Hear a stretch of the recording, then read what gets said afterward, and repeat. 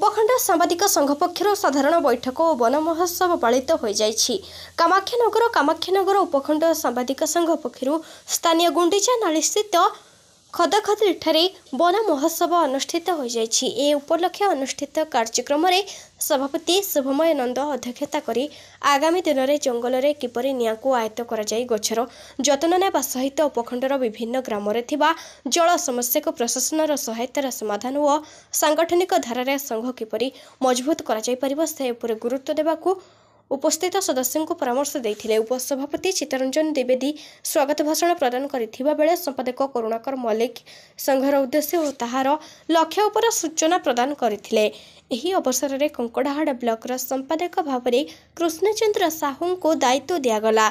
संघर साधारण संपादक प्रकाश कुमार पात्र धन्यवाद देथिले। एथिरे वरिष्ठ सदस्य सुबल राउत, मधुपरंजन नंद, प्रहलाद मुदुली, रवीन दास, सौम्यरंजन नायक, अनिल कुमार नायक, दिलीप कुमार नायक, दयानिधि बेहेरा, तरुणी सेन बारिक, बिंदु सागर पात्र, परशुराम पात्र, सुमित्रा मिश्र प्रमुख उपस्थित थिले।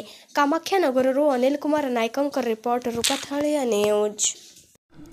शुभमानंद सभापति उपखंड सांबादिक संघ कामाक्षानगर आज आमर 2024 मसीहार प्रथम साधारण बैठक तथा वन महोत्सव गुंडीचा नाली अनुष्ठित होता।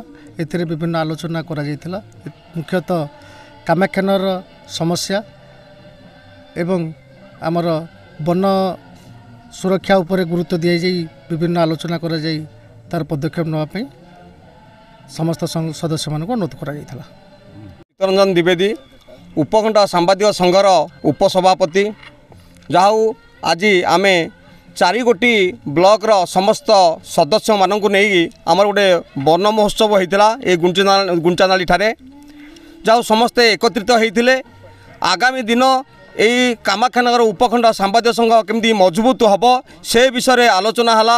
आम सभापति मानकू बहुत उत्साह करते।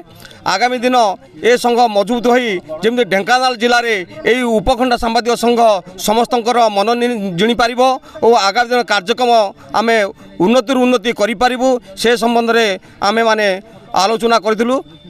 धन्यवाद।